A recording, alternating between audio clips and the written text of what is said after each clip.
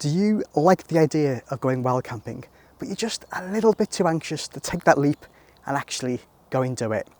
What is it, do you think, that's holding you back? Because I don't think you're alone, and I think part of the reason you probably feel that way is because you're watching too many wild camping videos on YouTube. And yeah, I'm pretty sure I nailed that introduction by telling you to stop watching this video.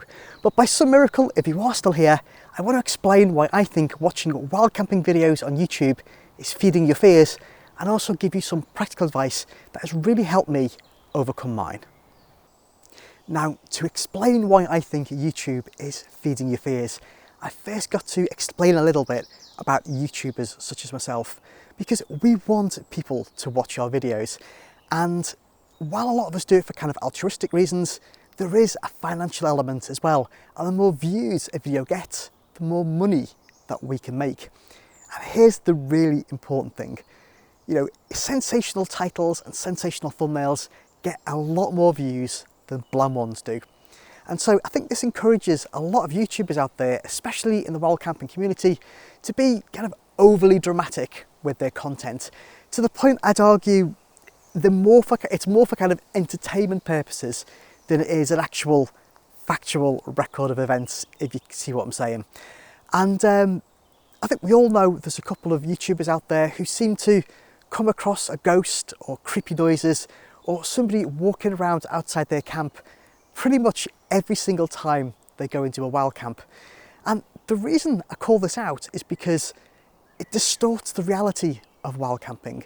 And that is, you know, if you're sensible, hardly anything ever happens.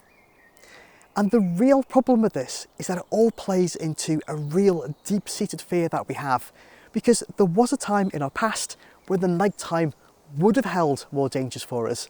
And so that kind of fear is hardwired into our DNA. So it's not that you're scared or a coward by being afraid of the dark, you're just perfectly evolved to survive a situation which maybe isn't such a problem anymore. So how do we begin to move past those fears? Well, I think it's all in stop thinking about things so much and actually start doing. And look, I'm not suggesting for a minute that you go out and just do a wild camp, because while that is a valid option, it could make for a pretty intense night. That might leave you not wanting to do it again. And the whole purpose of this is to kind of enjoy yourself. So one sort of better way, or slightly gentler way I should say, of actually doing this is to kind of slowly desensitize yourself to the thing that you're afraid of.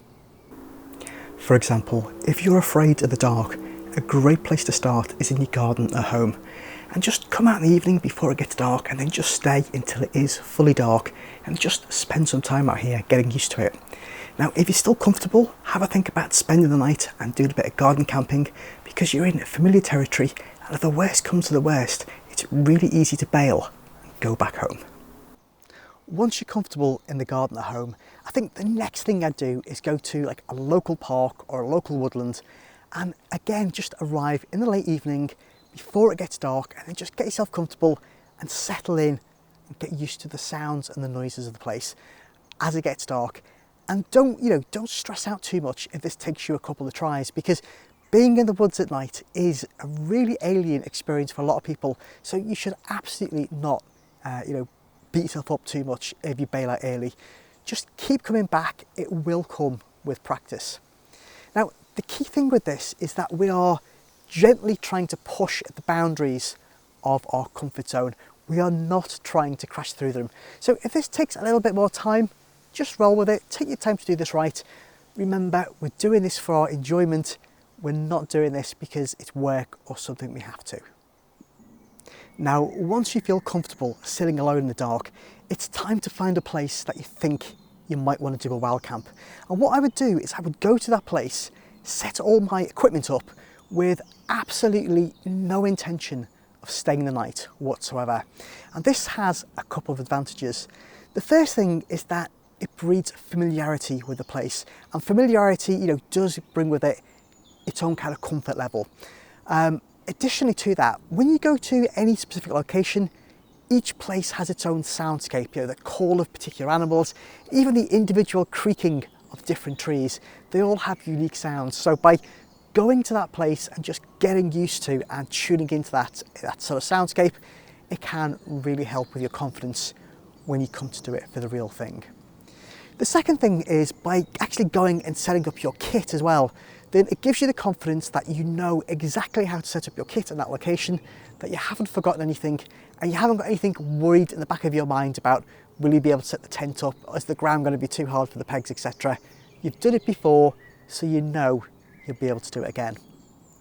And I think the third thing is that by going with having no intention of actually staying the night, it just takes the pressure right off, because you're not then forcing yourself into a situation where you're potentially still not comfortable doing that.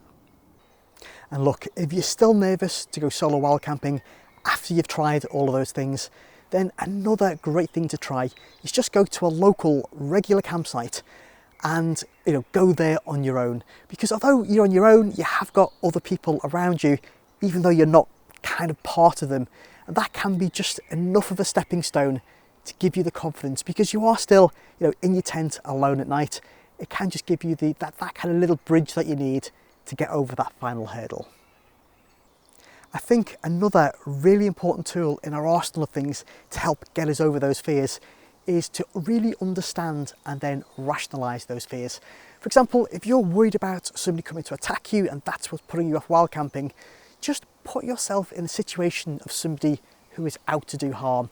Are you going to look for somebody in maybe a city, so you're going to kind of lurk in a quiet side street, or maybe in a city park where you will get people kind of cutting through on the way home? Or are you going to go into the middle of the moors or a woodland where you'd be very unlikely to find anybody at all? Now, another reason that people get afraid of the dark is because they can't see who's there and they're worried that people could be lurking. Well, what you've got to realise is that goes both ways as well, because if you can't see them, as long as you've got good light discipline, then they can't see you either. So by just turning off your lights, the darkness can be your absolute friend, because if no one can see you, then nobody can mess with you. And finally, nothing breeds confidence like good preparation. And so I would do whatever you feel is appropriate within your country's laws to make sure that you stay safe. And I've done a couple of videos that deal specifically with personal security, but the gist of them, and all you really need to know, is that if you avoid confrontation by arriving late after most people have gone home for the day, leaving early before most people arrive, and then not drawing attention to yourself by lighting fires, cooking smells, lights and sound, then you've got to avoid almost all problems anyway. Now, even though I don't think you're going to have any issues, one thing I do recommend having is a plan for if something should come up. And that's something I personally always do. And it's not just personal security, it could be anything from a first aid incident to like a storm coming in. And by having those little plans in place, knowing how I deal with them, thinking about them in advance in slow time, it gives me the confidence to go out knowing that I can deal with anything, because I've got a plan there that's in place and all I've got to do is execute it. So don't let these YouTubers kind of scare you into thinking that, wild camping is this terrible, scary, dangerous thing, because it really isn't. These places late at night are generally very, very quiet, apart from the animal sounds. They can be quite scary, but they are absolutely harmless. And again, I've got a video that deals specifically with animal sounds you might hear in the UK that are particularly scary. Just so once you know them and you recognise them, you can say, oh yeah, it's one of them, and you're not worried anymore. So hopefully, if you were thinking about wild camping, but you weren't too sure how to go about it because you're a bit nervous, hopefully this has given you the confidence to start making some steps towards that, and will hopefully get you out. So thanks very much for watching, and hopefully I'll see you next time.